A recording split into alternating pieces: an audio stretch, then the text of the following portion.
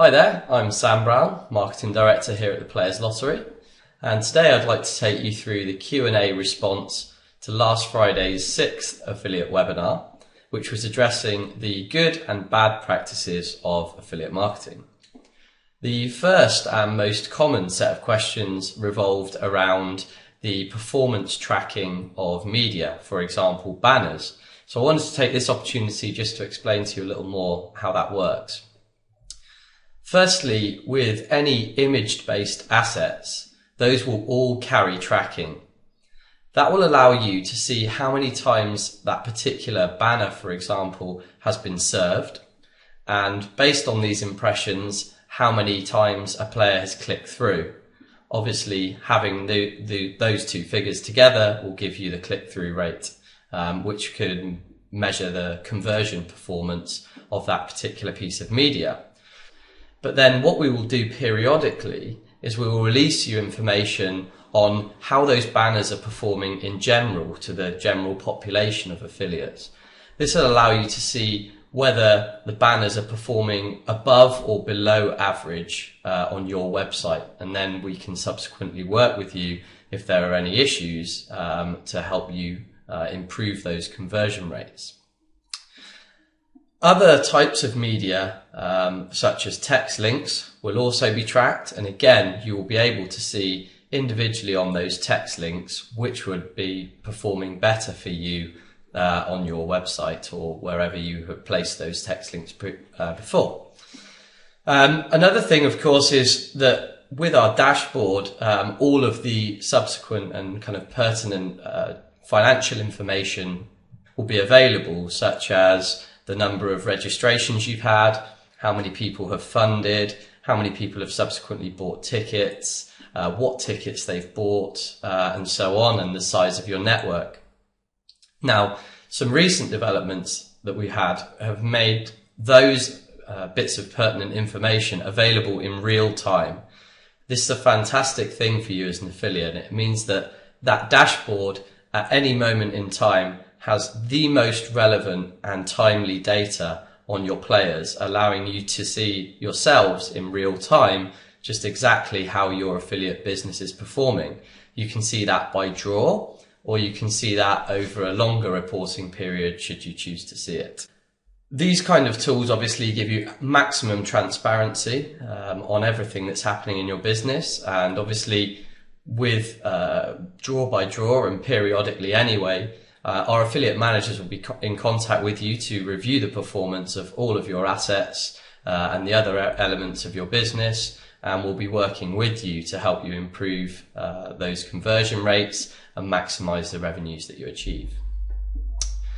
The second set of questions related mostly to the posting of news articles.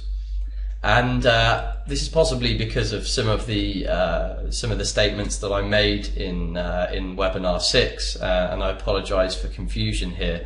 I did mention in webinar 6 that affiliates may not take our site content and to post it on their own websites. Now that's not entirely true in the case of news articles, because news articles, like any other news articles, are absolutely fine to reproduce on your website. The only thing that we ask is, if you are going to repost articles, always make sure that you quote the source, which in this case would be the Players Lottery. Make sure that you don't change any of the information in those articles, and obviously link them back to our website, to the source. Alternatively, what you could do, if you wish, was to write a review about that particular news article and link directly into it, obviously adding your tracking code to make sure that you pick up that link. There were one or two questions from Friday's webinar relating to a comment again that I made, which was using the Players Lottery's assets externally of your website to drive traffic to your business was frowned upon. Some people, I think, had perhaps not quite understood this statement, and apologies if it was rather vague on my part. Again, wanted to just take the opportunity today to flesh that out in a bit more detail and let you know exactly what my statements were in that scenario. What I was describing was directly competing assets with the Players Lottery. A good example of this would be Google AdWords. So if, for example, you went out and purchased Google AdWords on the terms the Players Lottery, Share the Wealth, etc., you would be directly competing with us for traffic on our own branded assets, and that would be frowned upon. The second example would be if you as an affiliate decided that you were going to do a paid advertising campaign on, let's say, Yahoo, for example. You then decided to have some banners created and place them on Yahoo to drive traffic to your website. Now, if you were to put your own banners on there, which were branded as your own website, you drove those players from those banners onto your website and subsequently served them the Players Lottery banners and drove the traffic into the Players Lottery from there, that's absolutely fine, and that's something we would actively encourage. If, however, you went to Yahoo and you posted banners which were directly assets of the Players Lottery, and customers would click through from those banners, and rather than going to the Players Lottery, they end up on your affiliate website, then that, of course, would be frowned upon. The reason we have to kind of monitor and be strict on this is because from a customer experience, we want players to know that when they're clicking on the Players Lottery branded assets, they will end up at the Players Lottery.